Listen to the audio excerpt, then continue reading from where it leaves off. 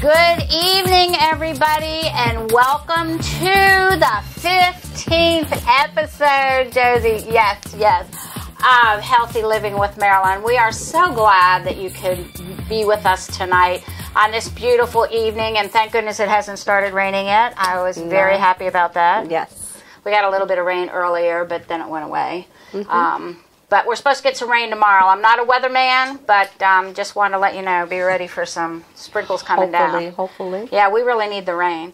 That's Anyhow, my name is Dr. Marilyn Scott, and I am the owner, CEO, whatever you want to call me, of Healthy Living with Marilyn. And I have my wonderful co-host who's been with me since the beginning, and I am so glad that Josie is still with us. Thank you, Josie. Yes, thank you for having me. Thank you for being my co-host. It has been so wonderful. We missed you last week, but Rita did a great job. Rita McCullough did a wonderful job. We had a lot of people in last week, and it was a little bit crowded, but we all managed. That's right. And it was great. I missed being here, but I was having a blast in San Antonio. I know you were. You were having such a good time in San Antonio. And this week, we are going to be talking about caregiving, because we're all caregivers in one way or another. Yes. And if you haven't been caregiving, you probably will be caregiving someday in your lifetime.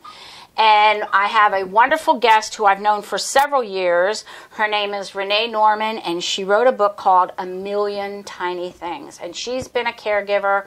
You were a caregiver when you were younger, when you were in teens, right? Yes, from 11 to 14 when my mother had cancer and died from that. And then you were a caregiver for my father when I was about 45 years old. Right. And then my husband was diagnosed the day before his 50th birthday with ALS, Lou Gehrig's disease, which a lot of people still don't know. With most neuromuscular diseases as ALS, you gradually become paralyzed to the point at which you can no longer breathe. Right. So you need a great deal of care. Right. You cannot care for yourself.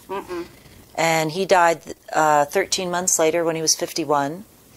And then I talked mostly about him, my experiences around him and how to handle that type of terminal illness.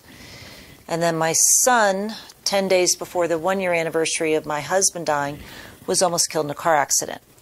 And he had 24 surgeries in 5.5 years. Wow. And a lot of my learnings come from that, but I don't discuss him in my book in order to preserve his privacy. Right. I just discuss the learnings from that. Yes.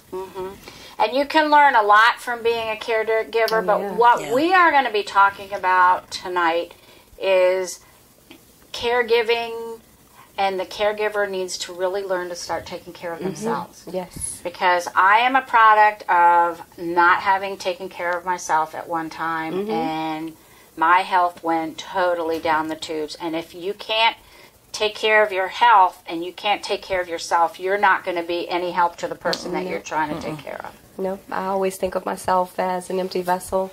I have to first pour into myself, so I have something to pour out. Right. Yeah. You have to take care of yourself.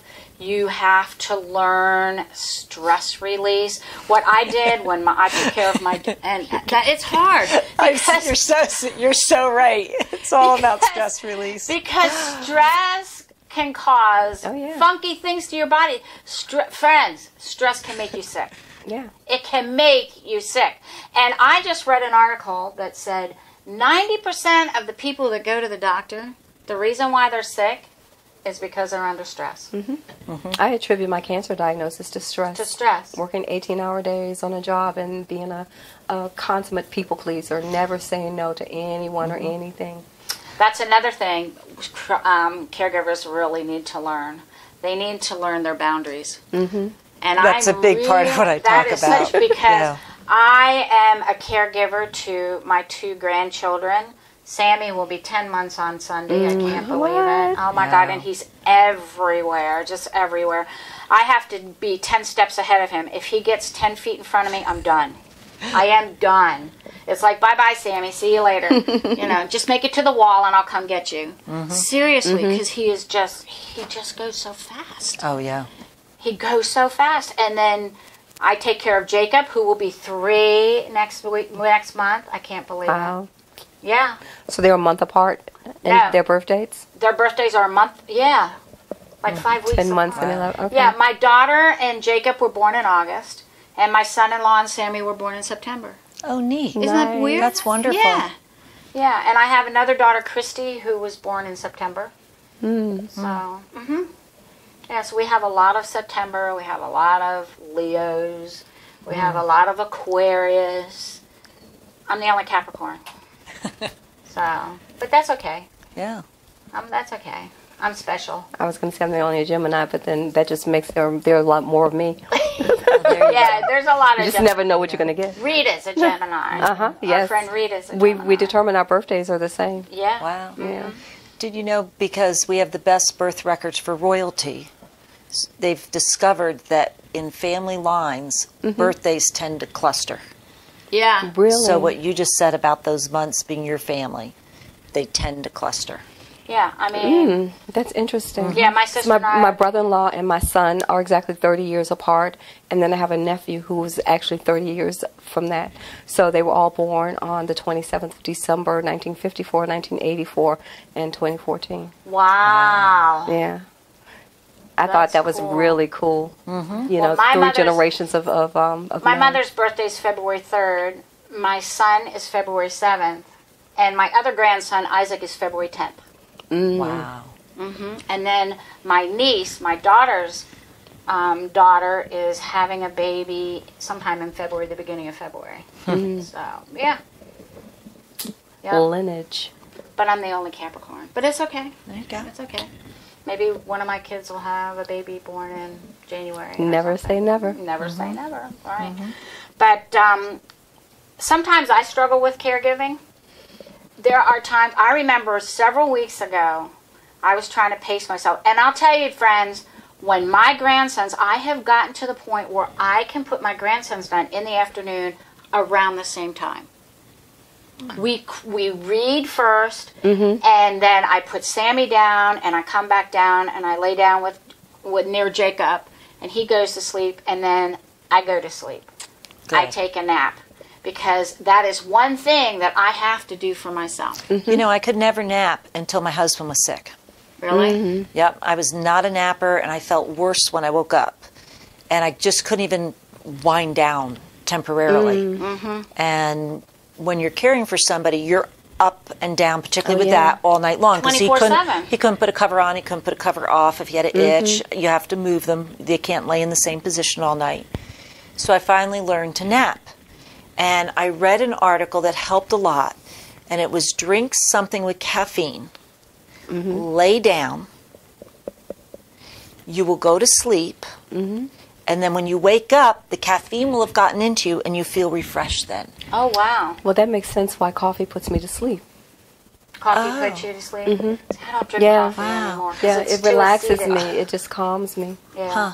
Well, my whole thing is that when I woke up, if I could fall asleep from a nap when I woke up, I was worse than if I'd stayed awake. I don't So like naps by- like that. Yes, so by having the caffeine first, it doesn't get into your system immediately. Right. Right. It takes some time. So you get your 20, 30-minute nap, whatever you need. And then when I wake up, I'm okay. And it was like a whole new world to me that I could take a nap.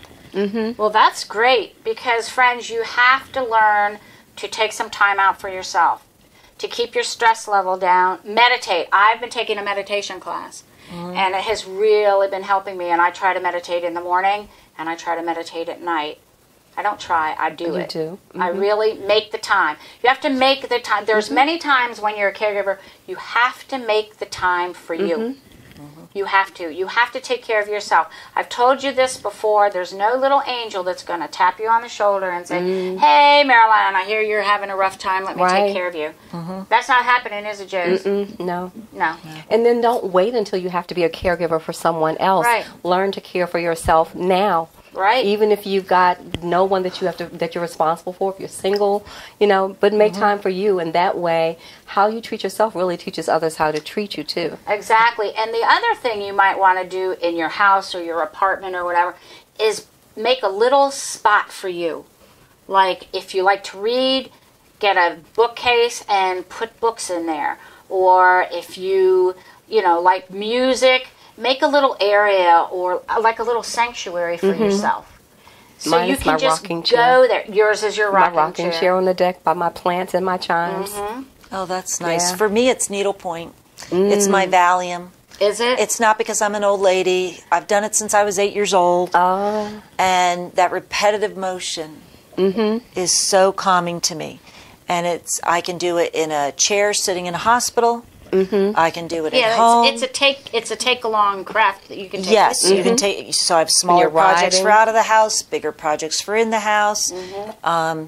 One of the symptoms of ALS is similar to Alzheimer's. So it's the same short-term memory lapse. And so I had a lot of repetitive conversations with my husband. And if I was needle pointing, it didn't frustrate me at all. I could repeat the same story as many times as he needed to repeat it. It was fine. It was fine. It could keep him happy, and I was happy doing my needle pointing. See, mine is knitting. I am addicted to knitting. Now, I haven't been able to knit recently. Like I've taken off 10 weeks since I fell because I need to take care of, this is me taking care of me as much as I love to knit, and my husband will tell you I have not been knitting at all. I put all my yarn, everything is upstairs in my creative sanctuary because I had to put it away and because I needed to take care of myself because I was not going to have surgery on my arm. And it's healing. I can do a lot now, which I couldn't do before. Oh, good. Good. Because I tore my tricep and my rotator cuff. Oh, no. Yeah. And, of course, they want to do surgery, and they wanted to do physical therapy. And I said, no, I'll do my own. No. I'll do my own. And that, for some people it's meditating. For me, particularly when your mind is racing about all the things you need to do as a caregiver, whether you need to do it for someone else or yourself. Mine was being confined. I had to stay there with my husband. He had to have someone there all the time. He could not be left alone. And I did get used to being in my house, and your world gets very, very small. And then it gets to the point you're afraid to go out. And like even now, I operate in 2-hour increments because of his medicine. I have this 2-hour clock. He'll be gone 9 years in November. Wow. I still have a 2-hour clock that goes off in my mind. And so for me, I had a horrific back injury when I was 17 and was told I wouldn't walk again. And one of the best things you can do for a bad back is keep your stomach muscles strong. So I'm a crunch maniac. Okay? But guess what I do? I even hide in the corner at the office. I do 25 crunches at a time. On the floor? Or Yeah, you sitting on the floor. on the floor. Although you can do them in a chair if you're in. Well, I'm also a little bit of a germ. I'm also a bit of a germ freak. So like in a hospital, I just do leg lifts in a chair. Yeah. Okay. I do push-ups against a wall because I'm not getting on the floor of a hospital. Absolutely okay. not. No, I don't blame you there. But I do that. But you can do 25 crunches. You don't get sweaty or smelly, and I do it over the course of a day as my. When you get that antsy whatever. Yep. Okay, I do 25 crunches. Just take a deep breath. I'm good. I'm centered. I'm good to go. And I do that, and I do 100 to 200 crunches a day. On a bad day, I do even more. But so that is your stress release. Yes. That's your stress release. Yeah. Yes. Okay. Mine is going to yoga now. I was going to ask, how's the yoga going? The yoga's going good. I didn't get to go earlier this week as much as I wanted. I had a chance to spend time with my youngest daughter, Christy, and Isaac, so I opted to go play with them. We rode the train up at Short Pump, and we had a good time because I don't get to see her as much as I would like to. But the yoga's going good, and I can do plank, and I can do sun salutation, and I can push myself up. But what I do, this is what I do for my crunches because I have my grandboys. I put one of them, because I only can hold one at a time. It's normally Sammy, even though he weighs almost as much as Jacob does. I put Sammy on my legs, and I hold his legs, and I move my legs up and down with him on there. There you go. And that's how I do my crunches. Now, when Jacob says, "Oh, do me, Grandma, do me," that takes that takes a little bit of effort on my part because he weighs almost 30 pounds, and you're lifting 30 pounds. So, but I do him for a little bit. But normally, Sammy is just so active right now. He'll arch his back and he'll just roll off. Ugh. So you have to be careful with that. Yeah, you do. You know, so he doesn't hurt himself because he is constantly on the move. Yeah. Can we talk about food with caregivers? Oh, sure. Okay. Sure. I see caregivers and people in general, you don't even have to be a caregiver, going through stress, overeat, undereat, eat the wrong foods. Eat on the fly. Eat on the fly. Eat emotionally. That's me. Yeah. I'm an emotional eater. Okay. Yeah. I eat emotionally, or I need my chocolate. And then And you need I Diet eat as well as Pepsi, I too. can. Diet Pepsi and chocolate. I eat as well as I can. I do crunch as I walk so I can eat my chocolate. Okay? But I also am very aware of nutrition. And one of the things I want to encourage people, as long as you can eat them, is mixed nuts.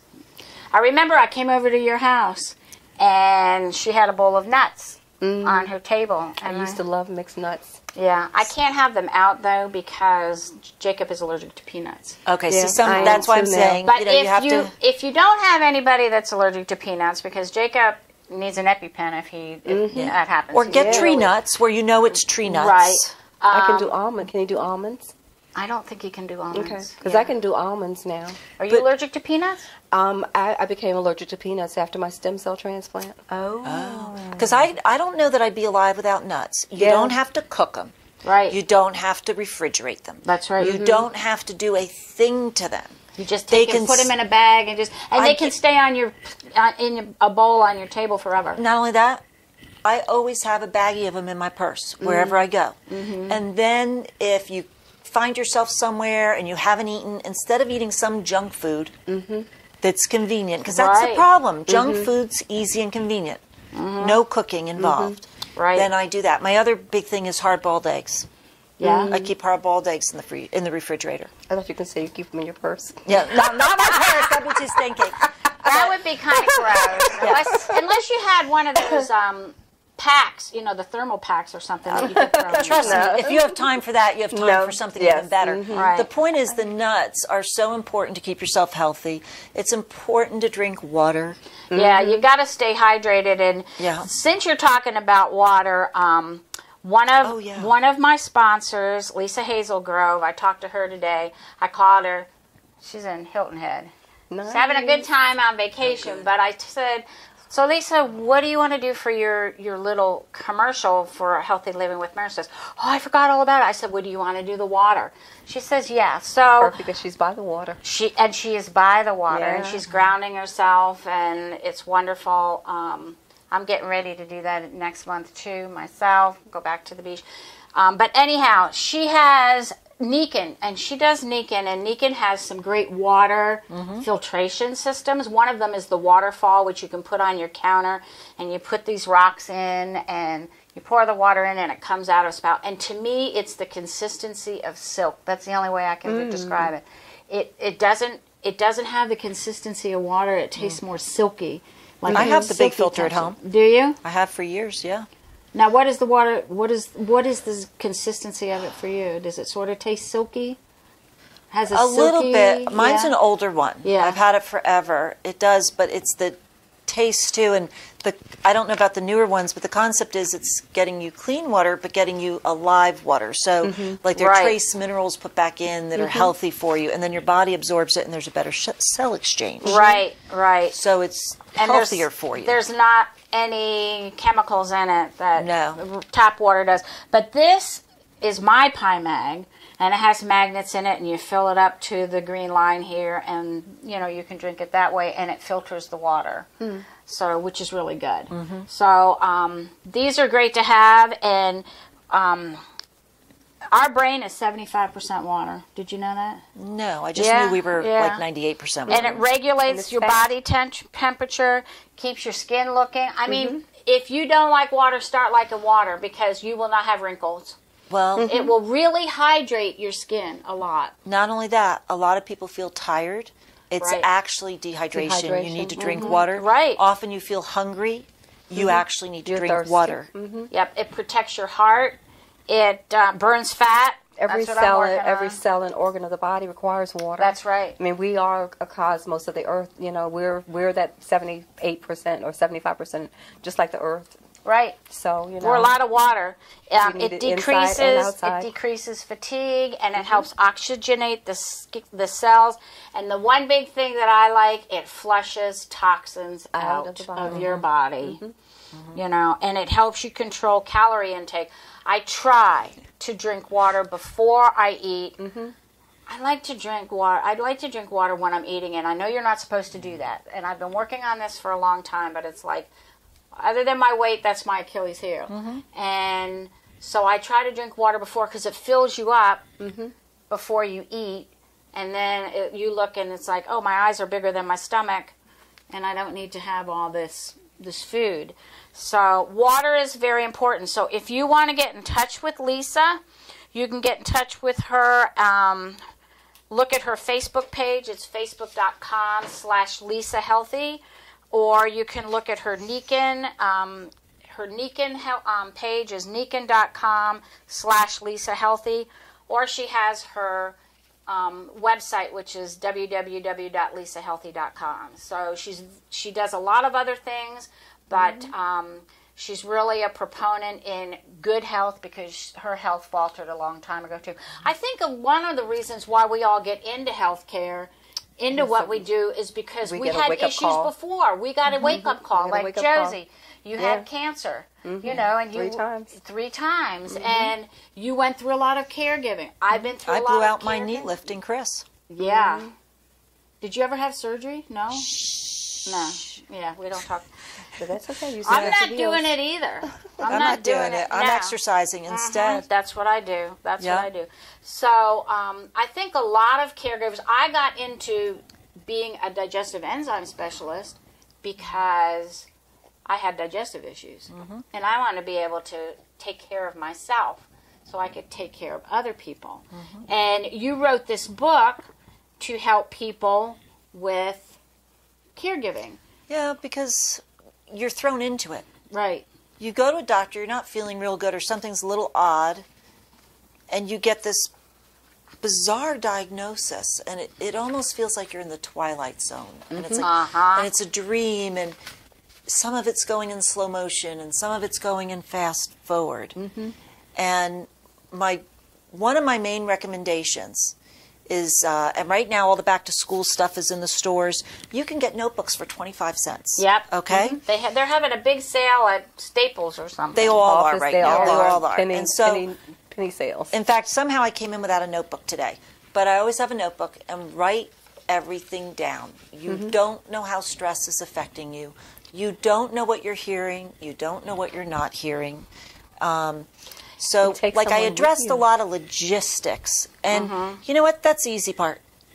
But you've got a roadmap here. You've got a roadmap through my website, which is amilliontinythings.com, because you don't do anything big in a day. You just do a million tiny things. And this is her book. Michael, can you zero in on her book for us? Okay. Okay. That would be good. Can you see it? That's good. Thank because you. your light is in my eyes, so I can't really see it. Thank you. But, you know, so logistics, and if you can seriously follow the directions of all these incredible medical professionals that have dedicated their lives to this, and you have this incredible opportunity of meeting these amazing people who are giving of themselves every day for you. And I found, so if I could follow directions, I could write everything down, write out your questions when you're at home. I also give some appendixes or what do I call them? Helpful organizers. If you can write down your symptoms and keep track of your medicines, and you bring that to a doctor, they can look at that pattern and identify what's going on with you pretty doggone quickly. And they can spend time then on figuring out the right treatment instead of trying to figure out what's going on. So logistically, you can handle this. You have hospice, who's helped many people we know. Right. Give you roadmap. I couldn't have done it without hospice. And I'm going to get to something they told me I wish I'd known earlier on. First of all, get into hospice as soon as you can. It's not a death sentence. It's a quality of life for your whole family, not just your loved one. But what I found was the tough part, was what I call the emotional effect. You're dealing with your emotions, your loved one emotions, your family's emotions, and every person you come in contact with. And that's where the boundaries come in. You have to learn to establish boundaries so other people's emotions, fears, beliefs don't get into your energy. Right. Be very clear on what your energy and what your boundaries are, and don't let other people's drama pile on yours. Right. You got to keep it away. And I'm going to give you a great example, and this is also something I learned to do, to say no. Had a wonderful neighbor. I'm always walking dogs. If you saw the dogs on the cover of my book. She has a huge dog. It's called a Bernese Mountain Dog. It's humongous, but he is so cute. So cute, so lovable. But he comes up to my shoulder. Yes. He's humongous. He gets showered every other week because he's a lap dog and doesn't know he's big. Yeah. But the thing is that I had one neighbor, I saw her a lot whenever I walked, and I loved seeing her. And it's, hi, how are you? And you keep walking, right? So when my husband was diagnosed and she started calling me. And it was like, oh, Renee, yes. How are you? I don't know how you're doing it. Okay, so let me give you an example of a boundary. Hi, neighbor, it's so great to hear from you. Today, I need to hear, you will know this. I always ask, what's new, thrilling, and exciting? Today, tell me what's new, thrilling, and exciting. I don't have the luxury of getting upset. I need to hear something new, thrilling, and exciting. Oh, I don't know how you do it. Thank you so much. I don't have the luxury of getting upset today. I need you to tell me something new, thrilling, and exciting. But, we all know those drama queens. They can't let a good drama go by. They got to jump on board, right? Gosh, no. So they're going to still going with the drama. And that's your you've already announced your style, it's called. You've announced your boundaries. And that's when you say, thank you so much for calling. Do me a favor. Find something new, thrilling, exciting to call me with. And then call me back. And then call me back in a week or two when you have something. And they don't. And then I'm not hear from her ever again. No, you won't. But you would have stopped the drama, and you don't have that. Oh, sorry, you don't have that energy to give. Right. Yeah. So, no longer are you going to do that, and no longer will that person call and drain your energy. It's a really important thing, and if you have children, you have to protect them.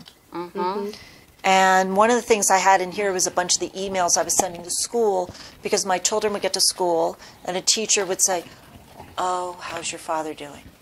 Okay, let's go into calculus now.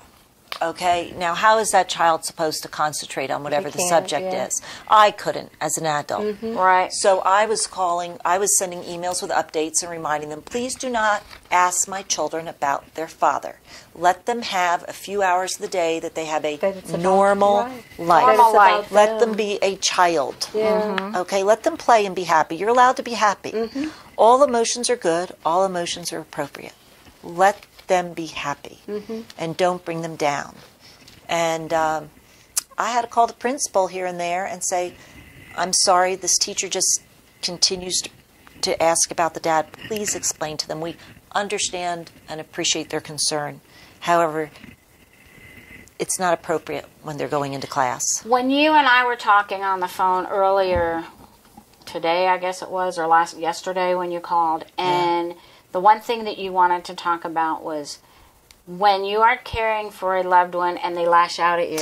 Yes, very important. That is a very difficult thing. Yeah. So how do you suggest to handle that? Okay. First thing people need to know is, what is anger? Okay, think about the last time you were driving. And you're driving along, you're not on the phone, you're not playing with the radio, you're not eating, you're not putting on lipstick. Okay, you're driving along and you're actually paying attention to the road. Somebody pulls out in front of you. You slam on your brakes, you avoid the accident, and it's all a response, and your adrenaline kicks in. Okay? What's your next response? Oh, you get angry. You get angry. They should have to take an IQ test. Learn to drive. Get off the phone. Don't put my life in jeopardy because you're on the road. Okay. Fear is a survival instinct that our bodies do. And it is fight or flight. We secrete adrenaline, and a whole bunch of chemicals happen real quickly, which you could answer better than I could.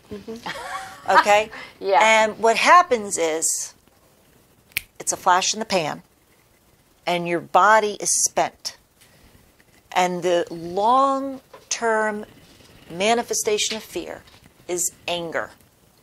So when you're dealing with a loved one who's angry, it's because they're afraid.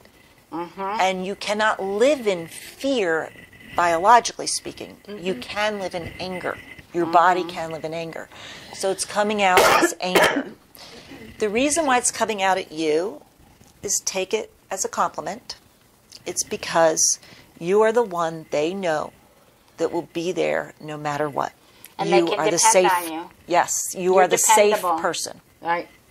You're the safe person. And sometimes they just snap. So the best thing you can do is name it. And the way you name it without being threatening is you start your sentences, and I practice in the shower. I need, I want, I feel. I feel that there's some fear going on here, or you're afraid of something. I need you to share with me what you're afraid of. Right. In my husband's case, there's a stage at which everybody with ALS pretty much loses the ability to speak. And he was terrified because he wouldn't be able to move, that he wouldn't be able to tell me what he needed or wanted. And so we practiced. So when he could speak, instead of having him speak all the time, we practiced. And I say, okay, honey, you look uncomfortable. Would you like me to change your position? Yes. And so we practiced his body language, or when he tried to move, just even timing, knowing it had been a while since he had a sip of water. Doing all that. That took away fear for him. Because he knew that even if he couldn't talk or communicate to me verbally, that I would still be able to pick up on what he needed and wanted. That was my greatest fear too, by the way. And guess what? I've worked with people who I was telling you about before, who couldn't move, couldn't speak, were on life support, and were so communicative with their eyes it wasn't even funny. Oh, yeah. There was no doubt to me what they wanted. So that's a really important thing to address, and it goes for you too. If you're in fear and you find yourself getting angry, go to your meditation, go to your walk, go to your crunches, go to your chocolate. Or go to your pastor, go to somebody that you can trust to talk to them. And try to figure out brainstorm what you're afraid of. And you may not even want to know what you're afraid of. You may be so afraid to learn what you're afraid of. And that is the tough part. And I see anger in every single caregiving experience. I see it with every loved one coming out at the person who's most important to them.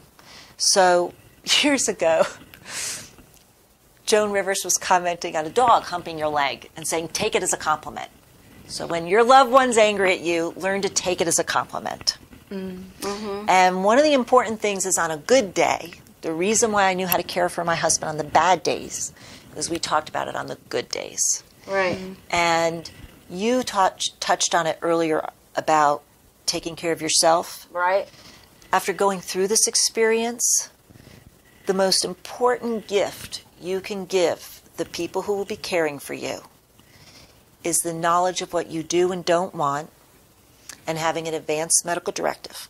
Okay? You're not going to get sick and die because you did the paperwork. In fact, I believe the opposite. I believe if you do the paperwork, you're not going to need it. Right. Okay? It takes away the stress. And one of the things I stumbled across with your adult children, of course, you'll say, I really want to talk about what I do and don't want. Oh, Mom, you're fine. Oh, Mom, no, you're going to live forever. Please, you're going to outlive me. I know. Okay? Let me tell you right now, you give them this choice. Your choice is to either talk about what's important to me, what I do and don't want, or I'm happy to tell you all about the night you were conceived. Your choice. That's a good one. I have yet to have a bad response to that. I have had more people call me or email me, and most of it's through email afterwards, and say, thank you. We had the best conversation. That's great. Yeah, and the other thing about caregiving, a lot of people feel that as a caregiver, and I went through this too, and you probably did too, and you probably did, Josie, you feel you're the only one going through this. It's a very lonely, isolated position. It can be very isolated. So when I was taking care of my dad, and basically working 22 hours a day to take care of him, go home to my mom's, take a shower, get something to eat, and come back. The way that I got through the stress and the way that I handled it was I wrote. I journaled. I wrote out 13 notebooks while Chris was sick. I wrote poems because my dad liked poems. So I wrote this poem, and I want to read it to everybody. It's called I'm There For You. And I wrote this several years ago when I was going through a difficult time and I wasn't getting any help. And the only help I was getting was from up above, from God. So I wrote this poem, and I want you caregivers to realize this, that you are not alone. You are really not alone. There's a bunch of us out there. But I wrote this. I want to read it to you. I haven't read this for a couple years, and I got it out because it's going to be in my book. Whenever you feel lonely, I am there for you. Whenever you feel afraid, I am there for you. When you feel nobody cares, I am there for you. And when you feel totally lost, I am there for you. And when you feel there is no end, I am there for you. And when you feel that no one understands, I am there for you. And when you need to cry, I am there for you. And I will always be there for you whenever you need me. That's precious. That's beautiful. And you know what I learned? What? That's the blessing. Is that you get to be there for the person. That's right. The experience you share on that path, it's like none other. My aunt, on May 31st, she had a major stroke, and she's living with my mother now. And she went to the hospital, and she had a very major stroke, and then she had to go to rehab. My mother called me up one day, and she says, Marilyn, what am I going to do? I said, what do you mean, what are you going to do? She's living with you. You always said that she was your legs and you were her eyes. So you're going to have to take care of her, and people will come in and work with her. And you'll be able to do what you're doing probably. But unfortunately, she got to the, well, what about me, what about me? And I said to her, I said, when I was taking care of you, when I was taking care of Grandma, and when I was taking care of Dad, and I was taking care of some of my clients, I dropped everything. And sometimes you have to drop everything in order to help somebody. But when you do that, you do it in a loving way. And my mother's doing really good now. Now, I talk to her every day.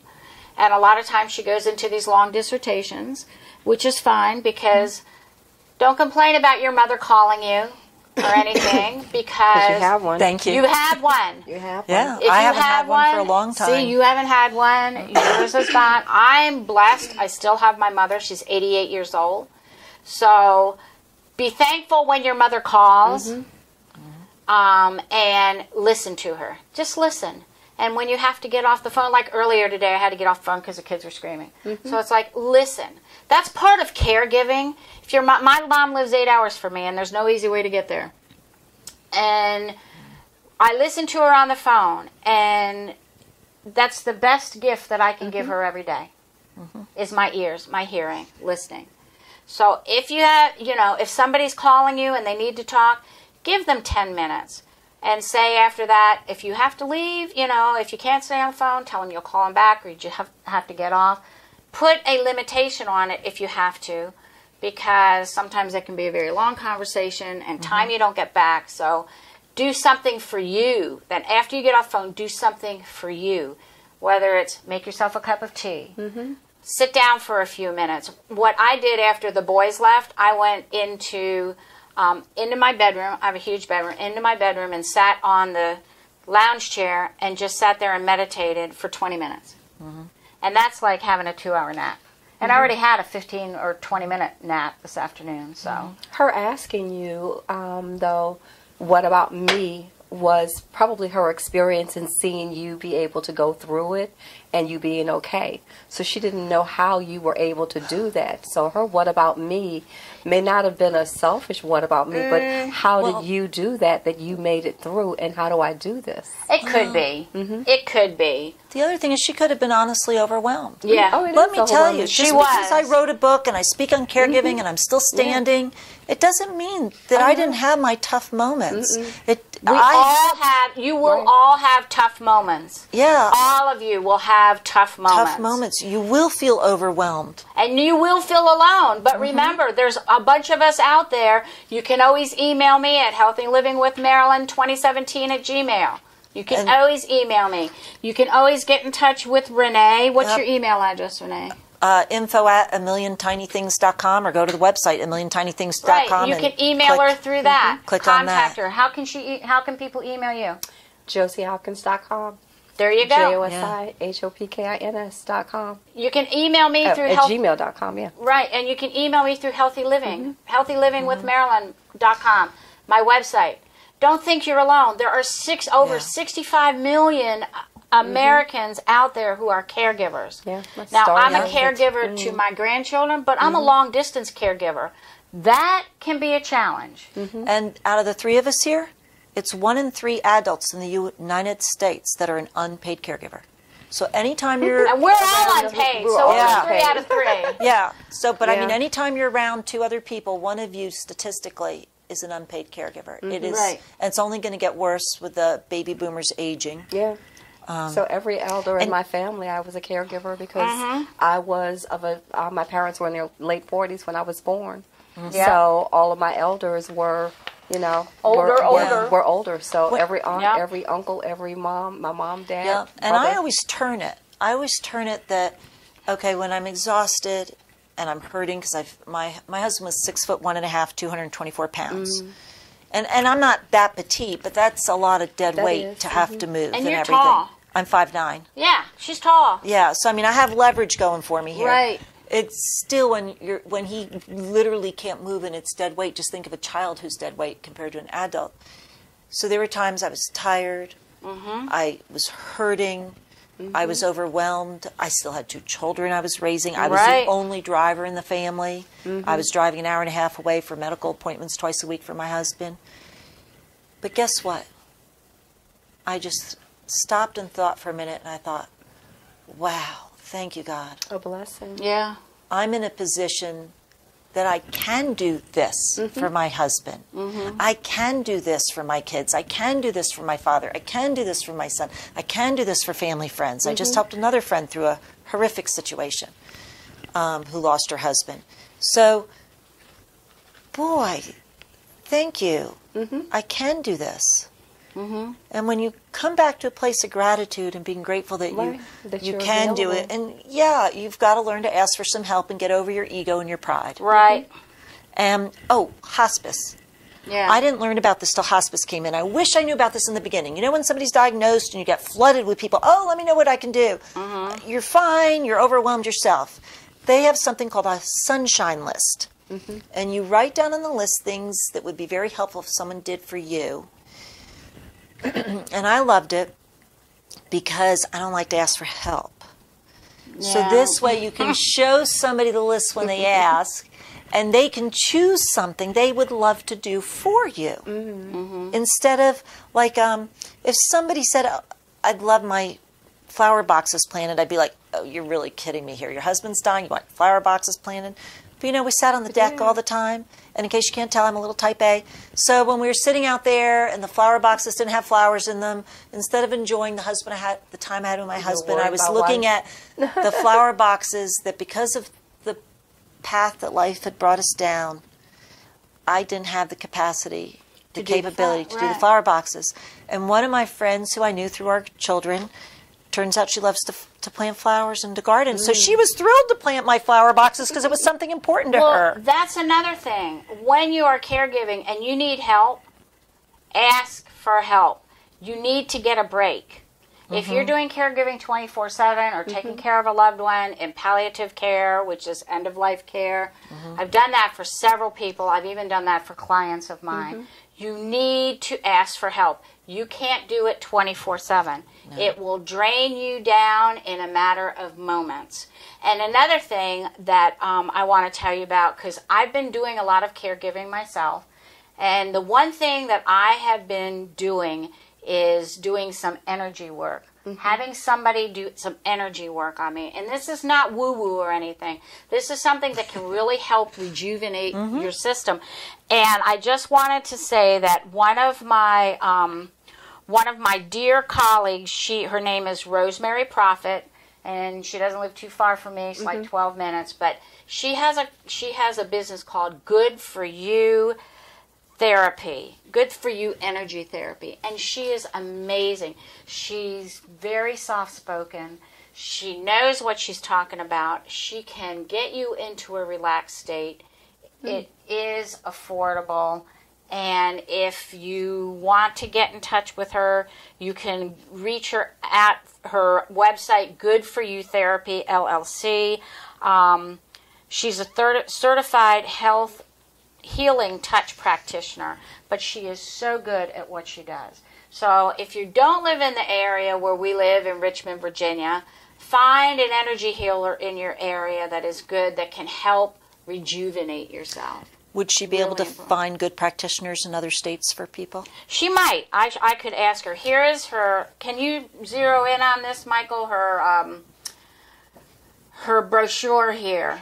She's going to be at our retreat. She is going to do a program at our retreat, Creating the Amazing You, and she's going to be working with us. So I'm really excited about that. But she's like an angel. She really is. She's very soft-spoken. She's sweet, and she really knows what she's doing, and she can put you in a very good spot where you are feeling better, and you'll notice that you're feeling better. You'll notice you're out of pain. I've been going to her for my arm, and for the energy, because when you fall and hurt yourself, your chakras are blocked. There are chakras that are blocked, and she can tell which ones are and which ones aren't. So she's amazing. So if you need somebody for some energy help to get relaxed, and you don't want to go get a massage, she does it clothed, and she puts this real nice warm fuzzy blanket on you. It's awesome. Oh, that sounds nice. Oh, it really is. She puts pillows under your legs. I mean, it's terrific. So at the retreat, when is you got your retreat? My retreat is called Creating the Amazing You. I've been putting it on Facebook and putting it on. Here's this. I keep getting Michael to get up and stand up and do these. But Michael, he's going to put it all back on the Facebook page, so it'll be there. And our retreat is going to be October 13th, 14th, and 15th, where we've decided to redo our website, because I met with Judy a couple nights ago, and she says, Marilyn, why did you want to do this? And somebody had asked me earlier, because I went to an acupuncturist, and she said, Marilyn, with all the adversity that you've been through with all your life, how did you manage to do a TV show and do a radio show and work on your book and do a lot of things on Facebook and LinkedIn and social media? How did you manage to get out there? And I said, pardon me? I said, because it's therapeutic. It is therapeutic. But the other thing is, there is no box, and that's why I flew. But the main thing is, people told me I couldn't do it. It was the naysayers. And it was before that, because I was always brought up, my dad was very critical of me. My ex-husband was very critical of me. I could not please him for anything. And I finally have a husband that is really, really wonderful. We'll be married 10 years. I'm so excited about that. And it was people saying, you can't do that. You can't do that. And I managed to say, yes, I can. I am rising above. And the three main words that you have to remember is, yes, I can. Because you can do it. And that's one reason why we're doing this Creating the Amazing You, to show people, and it's just not women, it's men, whoever wants to come, show people that you can do it. You can become amazing, and we're going to help you transform, and you will go home feeling a totally different person on Sunday. So if you want to sign up, look at our website, creatingtheamazingyou.com, or call me. My email's there. You can get in touch with me at toppriorityllc@gmail. I get a lot of Gmail accounts and stuff. I was going to say that's one I don't remember. Huh? I don't remember that one. Oh, well, that's my business, Top Priority LLC. Okay. Do you know why? I always wanted a business called Top Priority, and the reason why is because I want everybody's life to be their top priority. I like that. Yeah. And Josie, what are you doing? What are you doing? So I will be back on the air with Josie's Inspiration on Blog Talk Radio on Tuesday, and I am reinserting myself back into my life post-vacation and post-Damsel Conference. So just getting everything back in order. Business is going, Damsel in Defense, to defendher.com, and my sole purpose business. I'm doing some pampering events this weekend. That's great. And it's a kickoff weekend for National Night Out, so I'll be at the Target store on Forest Hill with Damsel in Defense on Saturday morning from 10 to 2. Okay, now where is that on Forest Hill? It's off Forest Hill. It's right off of the interstate. Is it off of Chippenham too? Right off of Chippenham. Okay. The Target store. It's between. It's on Forest Hill. Yeah, it's on as you're going up Forest Hill. It's on the right. Yeah, sort of near Sheila Lane, near Walmart. Yeah, so you'll be there. I'll be there from 10 to 2 on Saturday for the police community national kickoff for National Night Out. So that'll be Saturday because National Night Out is the following week. Oh, is it? And what is National Night Out? National Night Out is when communities come together, turn your porch lights on. It's really about fighting crime and communities coming together and being visible and making sure that they're supporting each other. That's good. So go see Josie. Thank you, Josie, for telling me that. And Judy and I will be working on our website that maybe we'll come over to see you when we have a brain freeze and we have to get out and do something for ourselves. Because, friends, you will get brain freeze when you are caregiving. You will get run down when you are caregiving. Go get yourself some nuts in your kitchen. Make sure you have a bag of nuts. I think that's a great thing. Energy for It's a great energy thing. It's healthy for you. It's healthy. And don't it's good brain food. It's great brain food. Yeah. Great brain food. And don't think of those cashews being fattening. They're not fattening. They're helping you out. yeah. Well, that's good too. I love And cashews. the other thing that we didn't talk about a whole lot, that if I can add in real quick, Sure, go ahead. is routine. Routine, yep.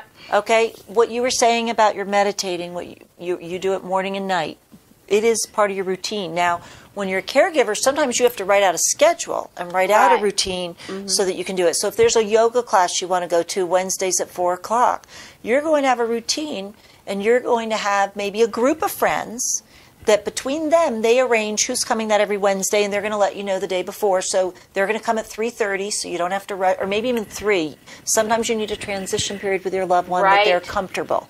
Okay, so you don't have to rush, and if you get there early, you get to actually sit down a minute for yourself before yoga. The retreat you're doing. Right. If you don't ask for help, you're not going. If you don't have a routine, you're not going. That's right. Okay? You have to prepare. You have to schedule it. Put it on your calendar. Yes. Put it on your calendar, October 13th, 14th, and 15th. It's at the Hyatt Place up at Short Pump. Put it on your calendar. $50 deposit to hold your spot. That's all you need. Only 3 months away. It's 3 months away. Yeah. And the other thing I found about routine is it helped me and it helped my husband because we knew what was coming. With an illness, you don't know what's coming. Right. But you can control your routine. And it was a source of comfort. It also meant less decisions in a day. That's right. You have so many decisions over the course of a day. Okay, so I encourage people to write things down, go with a routine, and in that routine, build some time for yourself. And there may be some weeks it falls apart. But hopefully 80-90% of the time it'll work. You know, I have a routine with the boys, and it took me a long time to develop this routine with the boys, that they would be taking a nap at the same time in the afternoon. That was my biggest goal. Practice makes perfect. Exactly. Yep. And when Sammy was an infant, he was so utterly high maintenance. Zen calls him high maintenance. And Jacob wasn't that high maintenance at the time when he was an infant. Jacob had one of those Webinubs that you could put in his mouth, and he was happy with that. Sammy, no, he wasn't interested in that at all. So he was really high maintenance, and to try to get them down for now, and just to get to learn Sammy, just to get to learn him, to get to know him. They're individuals. That's another thing. When you are taking care of somebody, if you don't know them, or if you know, even if you know them, if they're a relative of yours, their personalities sometimes change, because when they don't feel good and they're in pain, they can get grouchy, right? Yep. And that was another thing that was kind of tough too. Sometimes, let's face facts, we all have parts of ourselves that we work hard to improve each and every day. Right. And when you don't feel good, sometimes you can't hide those parts from other people. Right. And sometimes your ugly side comes out. And so when you're caring for your loved one, the parts of them that they normally can control that they don't want anyone to see. Right. Just like there are parts of me I don't want anyone to see. They do come out. And they're going to come out at you because you're the one they trust. That's right. So if they are lashing out at you or upset, don't take it personally. No. It's their package for the moment. It's not really how they are. But when you're in pain, you're grouchy. Let's be honest. It's not you the can essence. be tired, too. Right. It's not the essence of who they are. No. It's just like when that car pulled out in front of us before, and afterwards we were like, who is that crazy person? Take an IQ test. That's not who the essence of who we are is. And it's the same thing. Do you know what I do with that? Because I try not to let other people control my emotions. And that, when somebody does that, they are controlling your emotions. They don't know it, but they are. And I decide when something like that happens, I might say, oh my goodness.